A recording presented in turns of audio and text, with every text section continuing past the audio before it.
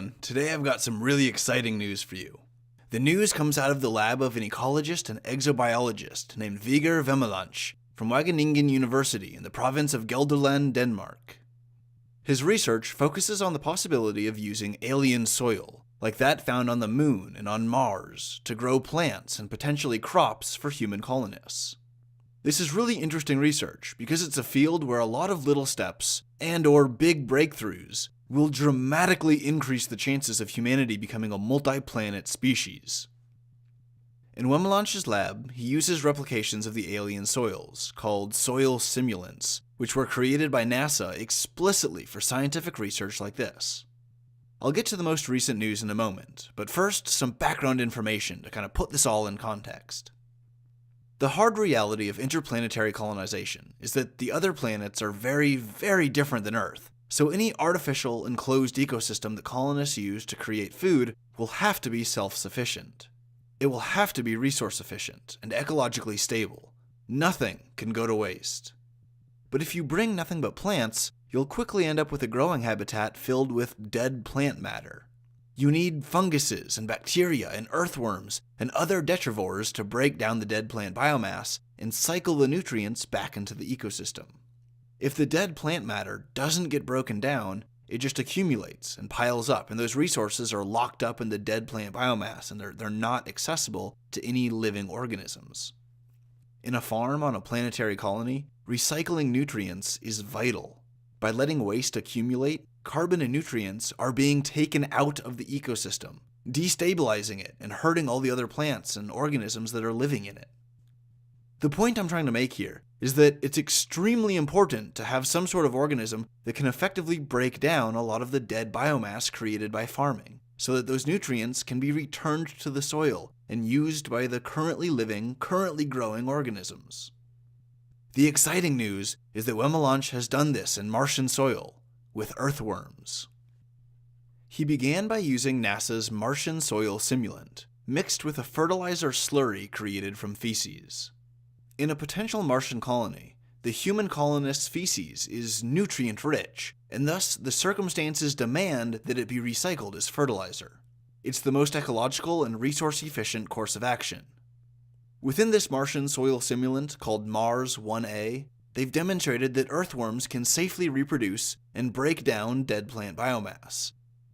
That's great news for a potential Martian colony, but there's a catch. The simulated Martian soil is as identical to real Martian soil as we can get it, except for one chemical, ClO4. These are the perchlorates. Real Martian soil has perchlorates in it, and the 1A simulant doesn't have any. These perchlorate chemicals have antifreeze qualities and will thus reduce the freezing point of water. But they're also water-soluble, and perchlorates in the water supply can be harmful to the health of plants, earthworms, and humans. From research conducted by NASA with the Mars Curiosity rover and the Phoenix Mars lander, it's been determined that these perchlorate molecules, namely calcium perchlorate and magnesium perchlorate, make up about 0.5% of the Martian soil by mass. Unfortunately, this would present a serious stressor for the human colony and its farm. But it's not hopeless. Plants can live in soils contaminated with perchlorates up to a point, as can a few animals and many species of bacteria.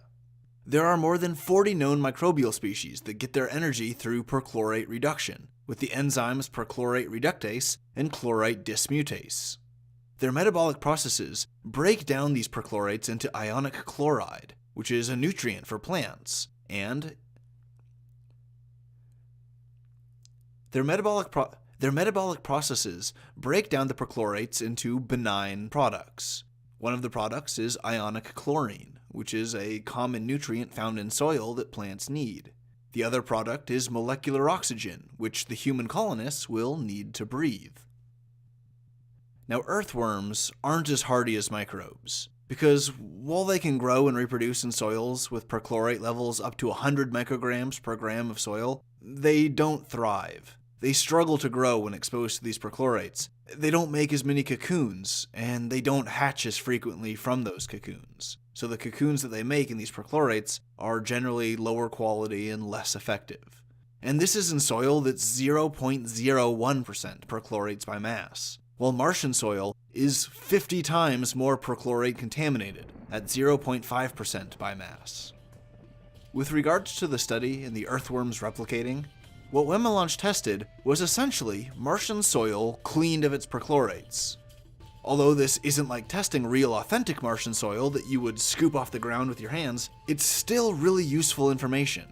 If we can learn how to effectively remove perchlorates from the soil, then we can just apply that method to real Martian soil and we'll be recreating the 1A simulant soil that Wemelange used in his study.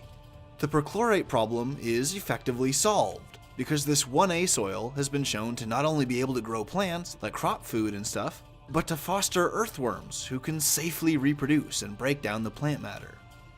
The subject of Wemelange's ongoing research is the species of bacteria, and also fungus, that are capable of breaking down perchlorates and making the Martian soil more hospitable to Earth life.